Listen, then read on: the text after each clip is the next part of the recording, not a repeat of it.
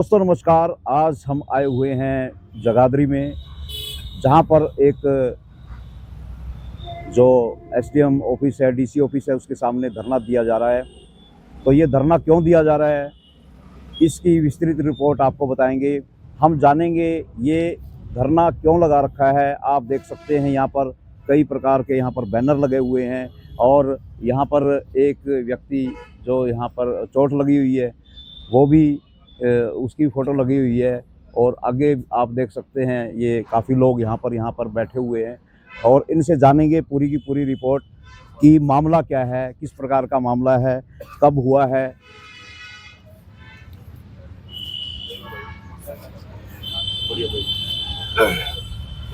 हाँ जी, ये धरना जो लगा हुआ है अमित कोहली वाला, हमलावर खनन माफिया और उसके हमलावर साथियों को गिरफ्तार करो, ऐसी लिखी हुई है। तो इनसे जानेंगे कि मामला क्या है। हाँ जी, कौन बोले?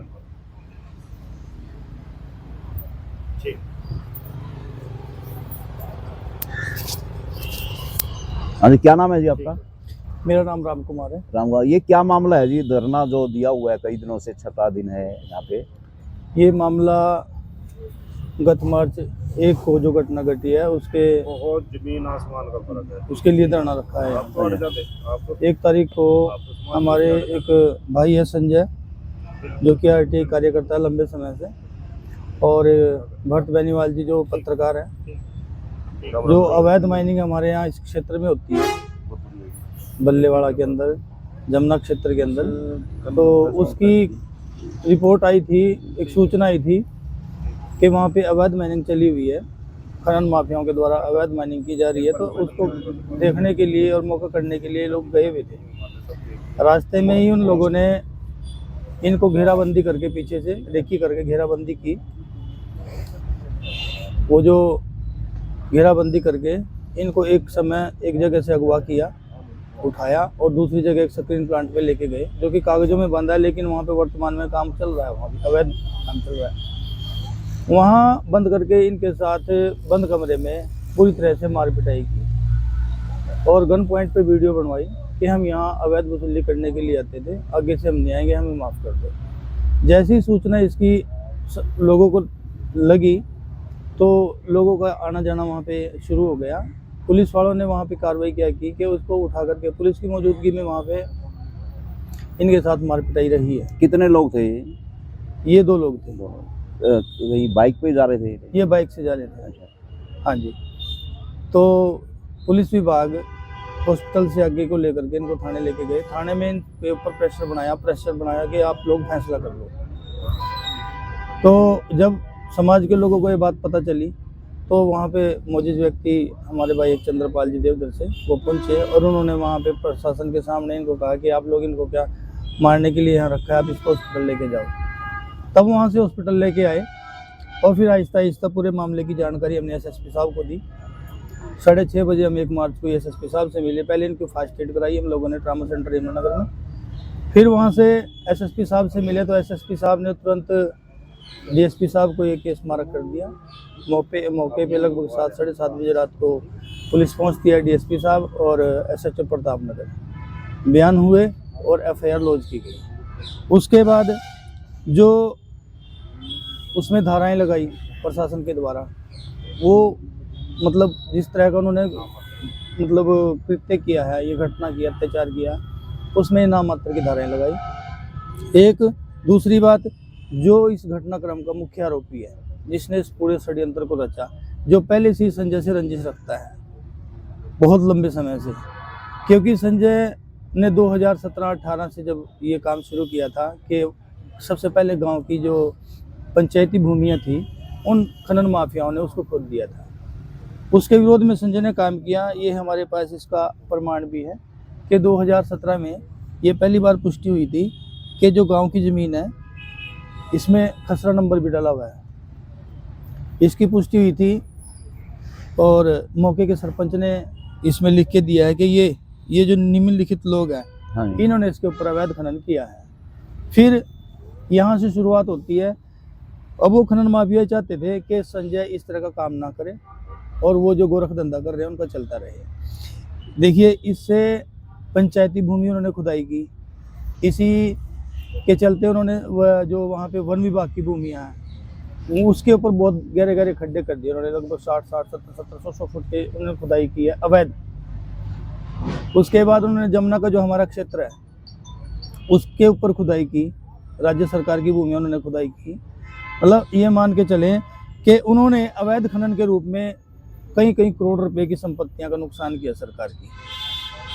फिर ये 2022 में दोबारा से फिर ITI के माध्यम से जो सूचना फिर उन्हीं लोगों का नाम उजागर करता है उस समय का सरपंच मौजूदा। तो वो खनन माफिया चाहते हैं कि संजय इस प्रकार की कार्रवाई ना करे, जिससे उनका ये जो धंधा है वो चलता रहे। लेकिन ये लड़ाई सिर्फ व्यक्तिगत लड़ाई नहीं है, ये लड़ाई देश की संपत्ति की जो संजय ने लड़ी है, इसमें पूर्ण रूप से हम लोग संजय का साथ दे रहे हैं। और जब पूरी धाराएं, ये मामला चलते चलते पूरी धाराएं पूरी सही तरीके से कार्रवाई नहीं हुई, न्याय नहीं मिला, तो इन लोगों ने आज से 6 दिन पहले भूख हड़ताल पर बैठने का निर्णय लिया। गिरफ्तारी कितनी हुई है अब तक?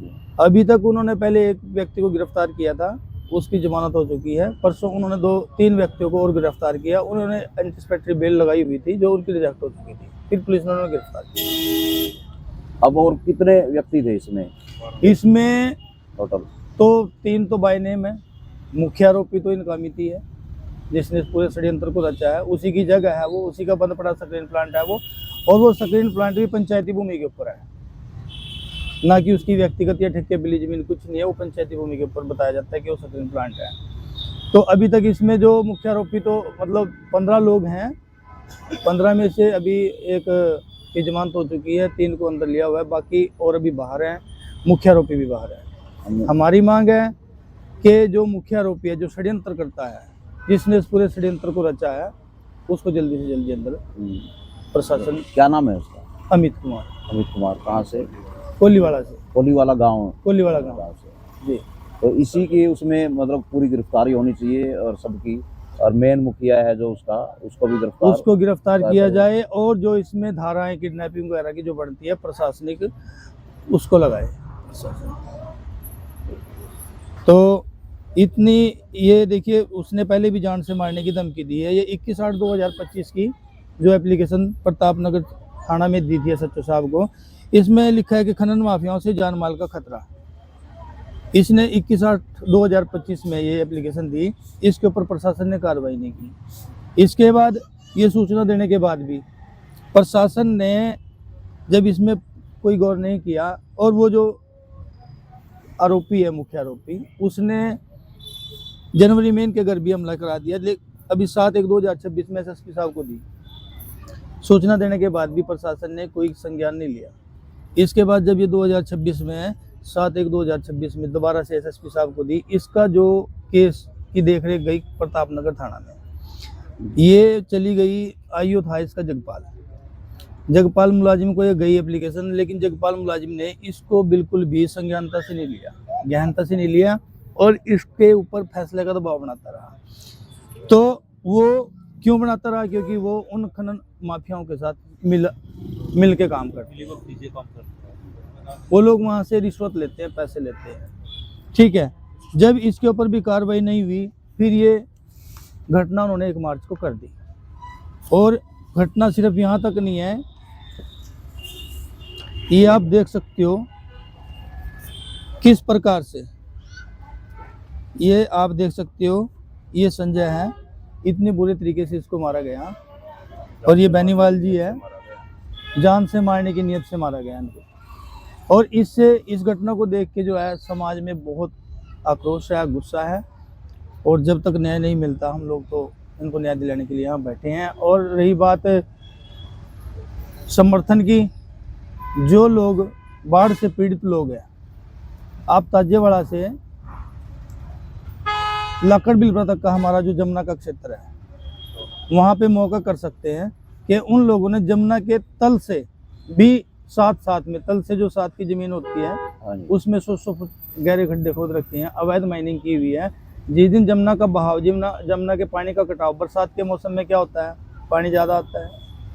जिस दिन वो जमुना का बहाव इस कटाव की तरफ हो गया, तो ये जो हमारा ताजेवाड़ा से और लक्कड़बिल तक का क्षेत्र है। मैं तो कहूँगा कि पूरा यहाँ कलनौर तक का क्षेत्र है।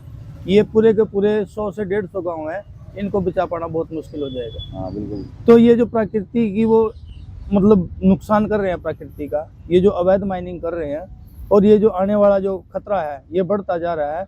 हम तो आपके चैनल के माध्यम से यही मांग करते हैं, ये मांग करते हैं कि जल्दी से जल्दी प्रशासन और सरकार इसका संज्ञान लें। इसमें जो उन्होंने अवैध खनन की है जिसका नुकसान जनता को भुगतना पड़ेगा, बिल्कुल बिल्कुल। उसको जल्दी से जल्दी संज्ञान में लाएं और जो ये आरोपी लोग हैं इनके ऊपर कार्रवाई करें। आपके चैनल के माध्यम से हम यही कहना चाहेंगे कि जल्दी से जल्दी न्याय दिया जाए, पर आरोपियों को गिरफ्तार करें। हम उनसे ही बात करना चाहेंगे, जैसे जिसको चोट लगी संजय जी संजय से, हाँ। वो भी बताने की स्थिति में है। अभी पूरा बताने की स्थिति में नहीं है हाँ जी। क्योंकि लगातार 6ठा दिन आज भूख हड़ताल का है। 6ठा दिन हड़ताल का भूख हड़ताल का है।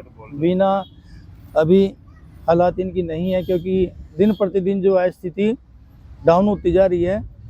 आप ये देखिए कि 6 दिन से अगर कोई व्यक्ति ना खाए तो उनकी स्थिति क्या रहेगी। हाँ, और जो इनके साथ थे बेनीवाल हैं, बेनीवाल हाँ, जो प्रेस रिपोर्टर हैं, तो आप इनके साथ थे, थोड़ा आप भी बताएं घटना के बारे में थोड़ा सा, कि कैसे कैसे गए, कैसे हुआ आपके साथ, कैसे इसको बचाया, मतलब कैसे बच गया, नहीं तो इसको मारने की स्थिति में थे ऐसा बोल रहे हैं, ये बताया है। पहली मार्च की घटना है। हाँ जी, पहली मार्च की घटना, कवरेज के लिए जा रहे थे। अच्छा अच्छा, अवैध खनन जो हो रहा है वहाँ पे, हाँ बोलते हो, तो माइक लगाओ। उसकी कवरेज के लिए जा रहे थे। तो फंडिंग मतलब फील्डिंग लगाई उन्होंने, मतलब हमारी, तो लगभग 1-1.5 किलोमीटर से मतलब हमको घेर के उठा के वहाँ से एक बंद कमरे में लेके गए जहाँ पे पिटाई गई। और फिर उन्होंने आपको मतलब कब छोड़ा, मतलब इनको? पुलिस तो वैसे पहले से मौजूद थी, लेकिन उसके बावजूद काफ़ी देर बाद जो है ना बाहर निकाला कमरे से।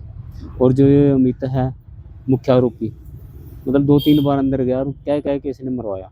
अच्छा, रोडों से पिटाई करे, किसी से? रोड से। रोडों से। लोहे की पाइप। अच्छा।